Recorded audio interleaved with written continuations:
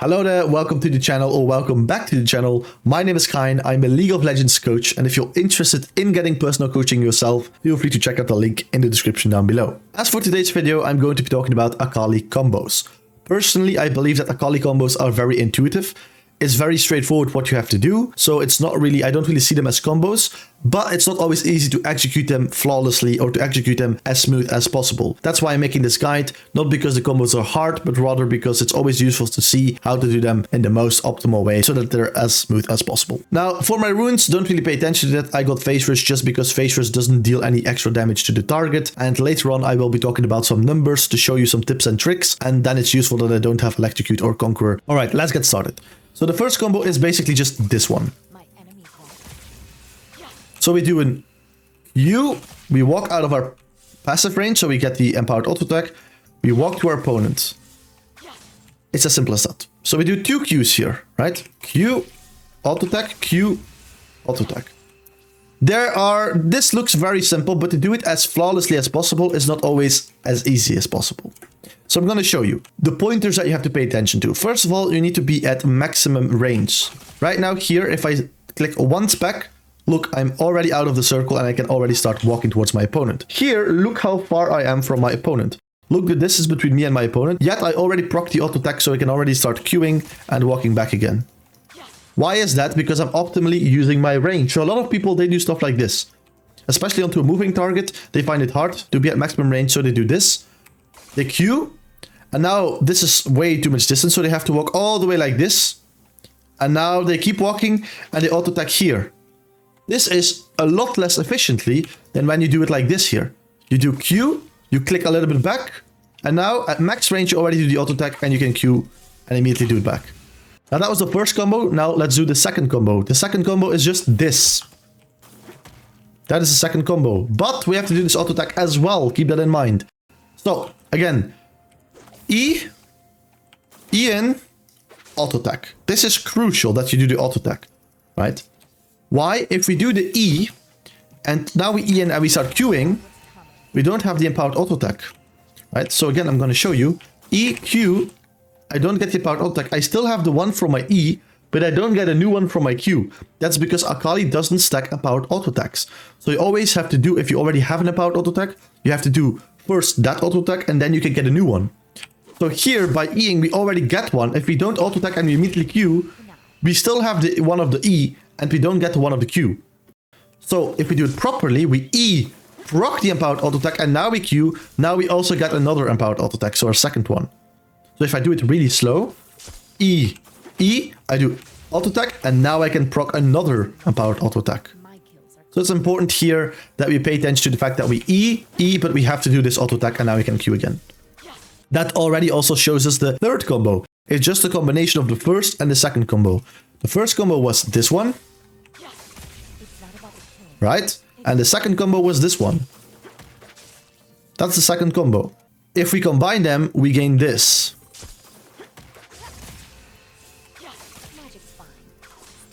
So if I do this slowly, we E in, do the auto attack, now we Q, and we walk out. Right? This is the third combo, so the combination of the first one and the second one. Now, for the fourth combo, we're going to do the same thing, but now we're going to add Shroud. Why is this important? Well, one, it's going to help you in-game to dodge CC, to dodge abilities while doing your entire combo. And even more importantly, it's going to restore your energy. Right now, I am playing with auto-refresh mana or energy. In-game, you don't have that. So you might need to restore energy in between the combos in order to keep on comboing. And therefore, Shroud is the tool that gives you that energy. Alright, I'm going to quickly show you how it works in slow motion. So we do E1, E2, empowered auto attack, Shroud, Q, again Q. It's as simple as that. Now, if you do it a little bit faster, it's going to look something like this.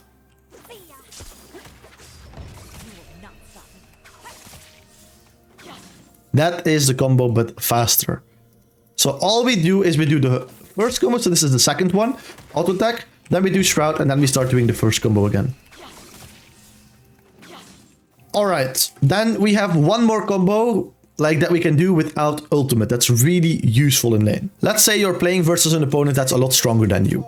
So you can't really trade with him to like proc your burst damage with electrocute, but you can't really trade for long. Or maybe you're playing against somebody who right now has a jungler here. You have vision, you see the jungler, and you still want to trade for some reason. Like your opponent here is recalling, you want to cancel his recall, but the jungler is hovering, and you're scared that he recalls, but when you go in, you're scared that you get ganked. So let me show you the combo here that's really useful in that case.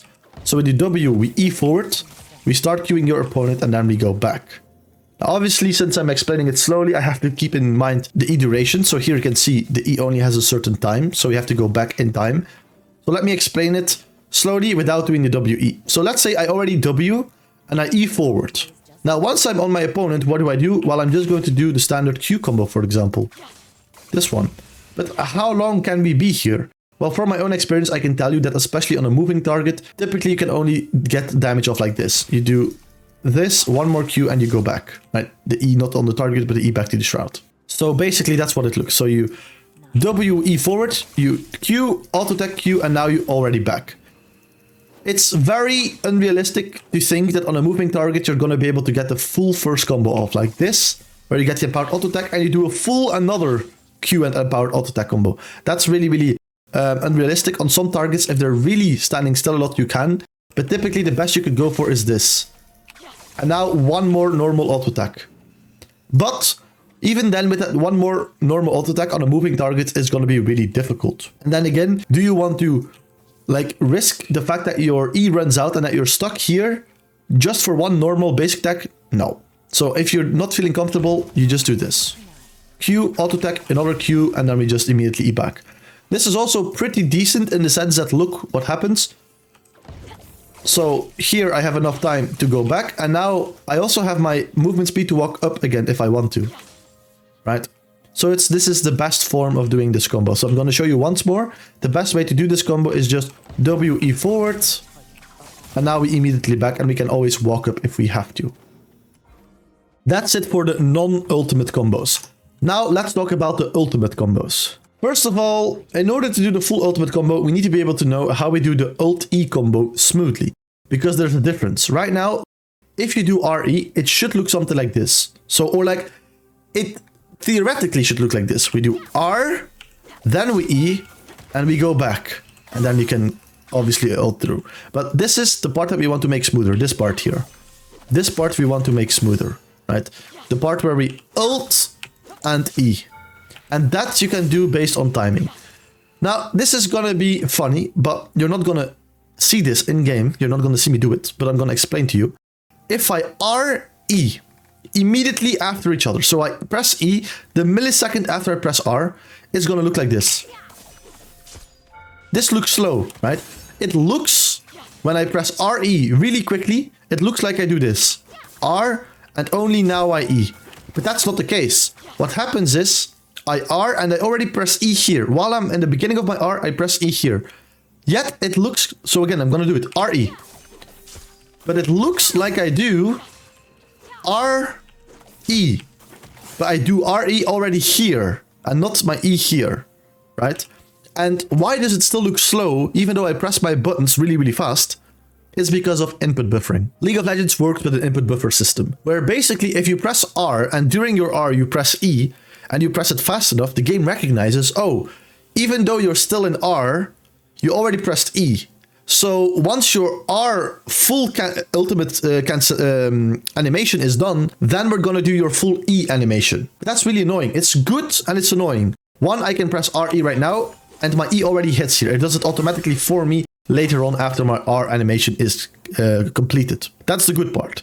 The bad part is, it takes very slow. It first does my full ultimate animation and then my full E combination. So it's really slow. Instead, we want to play around with our E timing to make it a bit more smooth. So instead of Eing here in the beginning of your ult, you can either E in front of the dummy or E behind the dummy. Now, typically I want to E behind the dummy, and I'm going to show you how that works. So I'm going to show you the difference. So this is the slow version here. And now I'm going to show you the fast version. I hope you saw the difference.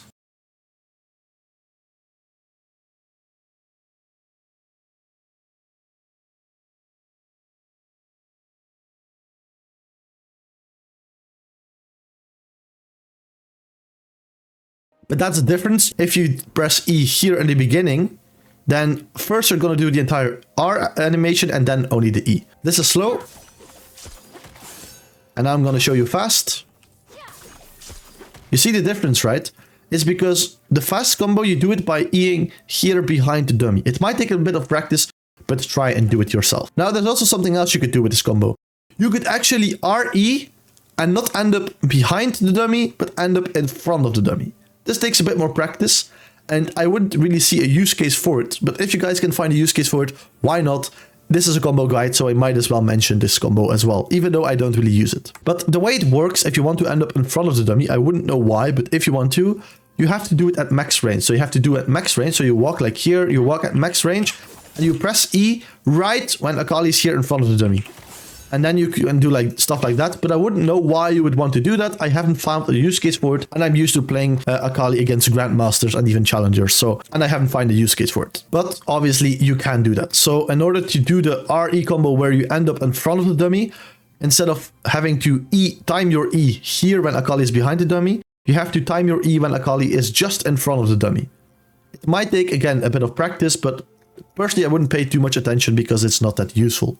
Alright, that's it for the ultimate combo, to make the RE combo as smooth as possible. Now we're gonna add combos, we're gonna make the combo longer. So we're going to add the third combo together with the ult combo. So basically what are we gonna do? I'm gonna show you in slow motion. We're gonna R, E, and now the combo starts. So we E in, do the auto attack, shroud, Q, Q, and we ult through. So it's just what I taught you before. So we do the RE. Now we E, we do the auto attack first, shroud, and then Q. It's just as simple as that. So it's nothing too special, right? It's very straightforward. Now, if you do it a little bit faster, it looks something like this. Right, and you can even Q before the R2. Now, with that being said, there are a couple of tips and tricks that I want to show you. So let me start with the first one. I'm going to talk about the flash first and foremost. So first of all, on Akali, you could look what happens when you R flash. The animation gets cancelled, right? So look what I can do. I can R here and the animation doesn't go through. It gets cancelled, right? So typically you don't want to do that. What you want to do on Akali is typically this. You want to first press flash, then press R. Obviously, you can do that fast, and it would look something like this, right? And this is really good, especially when you escape from your opponent, like this, for example. You escape from your opponent, both of you are low. You can act like you're recalling or something. They maybe walk up a little bit, and now you do this, and they're dead, right? Typically, even in Challenger Grandmaster, they don't respect your range. They really underestimate it, and it has a lot of range. Look how much range it has. It's crazy.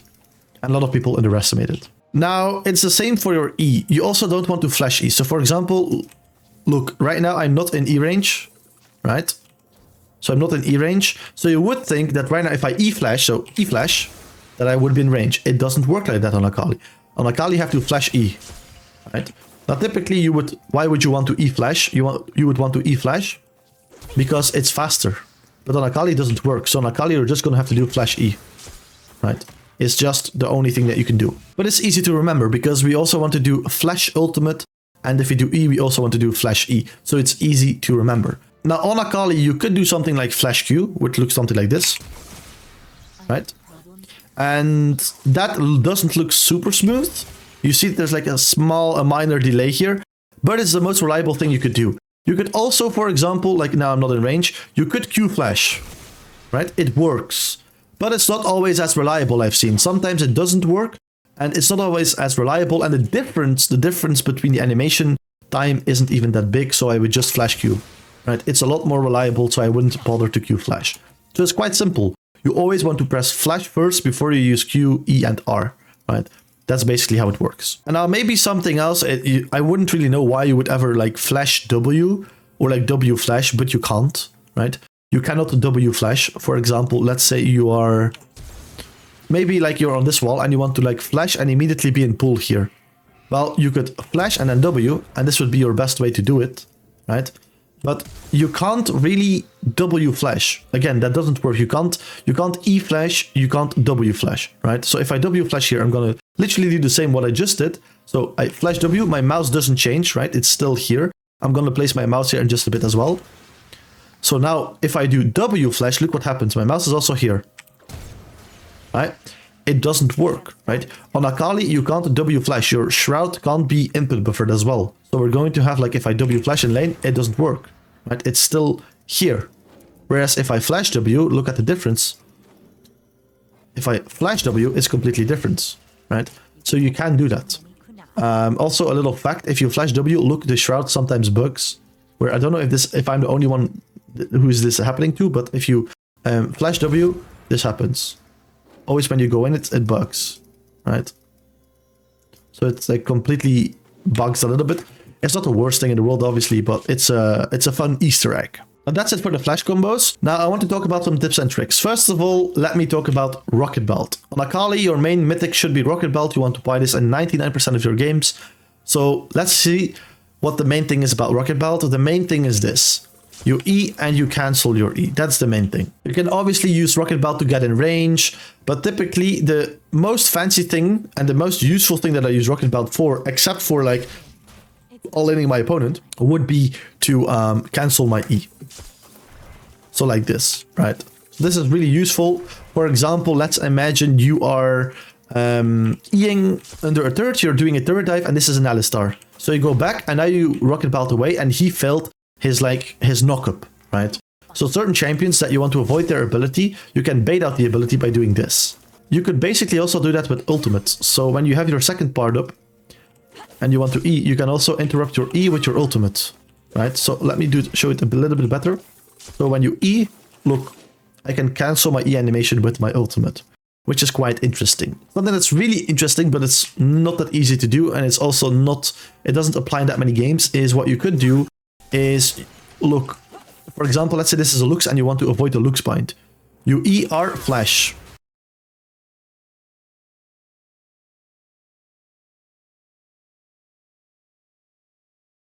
What I did here is basically I eat towards the dummy, right? Then mid-air, I flashed away to dodge the Q here from the Lux, but that, or like I ulted away to dodge the Q from the Lux, but then I flashed back onto the dummy. So that is what I did. So therefore you go to the Lux, you dodge the Q, and now you flash back onto her to still let the damage go off. So these are like very fancy combos, but they're not really that applicable in game. I'm thinking of something else. So another tip and trick would be this. Look at the damage here. 962 damage. I'm doing something wrong. I'm going to do it again and I'm going to show you. You need to think of what I'm doing wrong. 962 damage. Do you see it? Now I'm going to show you how it actually works. 1904 damage. Right? So again, I'm going to show you. If I E and just before the E hits, I press ult, my E damage doesn't go off. So that's very important. So here, I'm going to ult after my E, and now my damage is a lot more, right? So let me show you the difference once more. So I E, and now I'm going to ult during the E, right before it hits, and it's 962 damage. Now the second E damage didn't go off. So you have to wait until it hits, and then you can R. And then I have one more tip or trick, or one more very weird little niche combo that you can almost use never, but it's extremely nice and just for fun when I can pull it off. So this is literally just a for fun game, combo. I only do this when I want to have fun in like a normal or like a flex, or I don't really care about my ranked game when it's already lost. Because this is really fun. You can catch people off guard with it, but you have to do it really, really good, and then they won't really see it. So what you can do here is this. You press R, but the second you press R, you're gonna flash. So basically this. And now some people are very confused, especially when you do this in the lower elo, like below diamond. This is really fun. Now they don't know that you have your ult.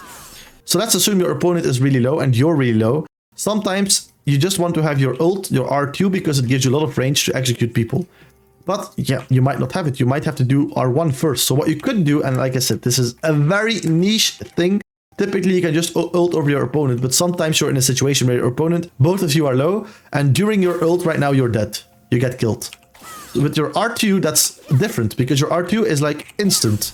So it's a lot harder for them to kill you during your R2 than during your R1. So what you could do is you R and do this. And a lot of people don't know, but you already have your R2. You didn't really see me do the R1 because I immediately canceled it, but now I have R2. So what you could do against, like, especially in lower elos is really fun. You can R, you immediately interrupt your R with your flash, and then you R2 back or you wait with it. So for example, we do this. Now we have our R2, and now we can wait if you want to use it, because a lot of people won't realize that you have your R2, right? So then we can do it like this, or we could immediately do it, and we could do something like this.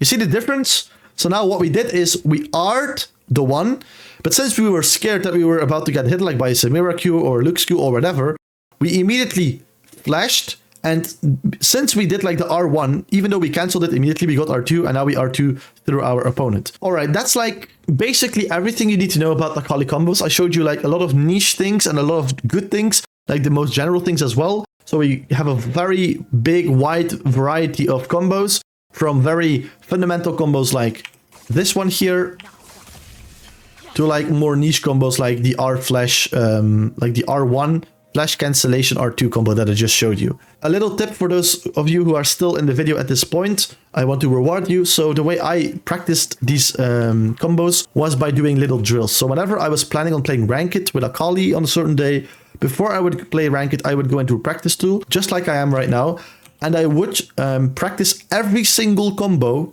3 times.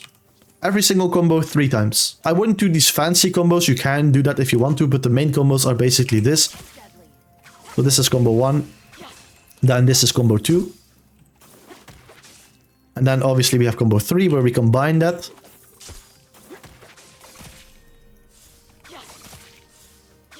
Alright, then we have combo 4 where you combine everything.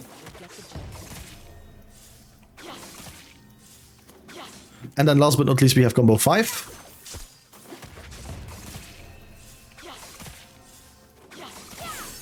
So these 5 combos, I would drill them in practice tool. Like I would do every single combo 3 times flawlessly in a row without failing them, until I could do all of the combos 3 times in a row, always perfect. If I could do that, then I would start playing my ranked games. This is a really good drill. I wouldn't do the fancy combos like the R1 flash cancellation into R2. I don't think it's that necessary. You could do it if you want to have some fun with it, but otherwise I would just practice these main 5 combos. That's everything I wanted to mention. Feel free to leave a like and subscribe, and hopefully I'll see you in my next video. Bye.